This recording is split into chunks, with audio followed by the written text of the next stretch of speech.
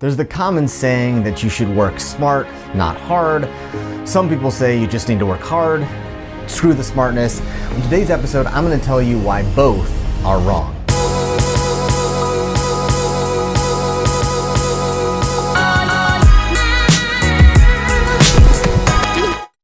Wharton professor Angela Duckworth published a book, Grit, that changed the way we think about the pathway to success. In her book, she identified through her research that it wasn't necessarily talent that led to success. It was actually this concept called grit that was the combination of passion and perseverance. As she called it, long-term thinking towards your goals, towards your dreams. So that combination of passion and persistence were really, really key. And what's interesting about it is it does talk about the importance of this persistence, this hard work, this dedication. But the question comes down to is, how do you value those two? What's more important? If you don't necessarily know your passion yet or whatever it is, can't you just work your way through it? Maybe not even working smart, but just working hard, is that enough? Researchers at Columbia University recently looked at that and realized the following.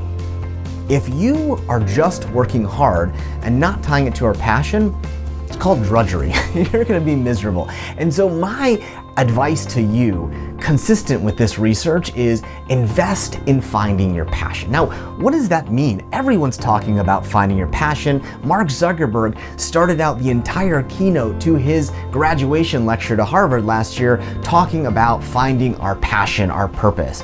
It's a bunch of hot air. How do you actually find it?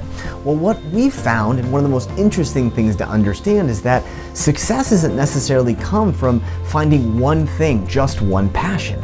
Really, the reality of it is that success in finding that passion actually comes from combining our interests. Researchers have found that the most successful people have lots of interest. You're more likely to be successful if you have a variety of interest. But, and here's the interesting caveat, it's a bit bimodal. There's a lot of people who have lots of interests who are very successful, and there's a lot of people who have a lot of interests who are very unsuccessful. The reason is that many times the unsuccessful people get distracted. They get too many things, they never finish something. On the other hand, the people that are successful, they do something unique. They combine their interests. They find those ways to bring them together in a way that helps them build on top of them.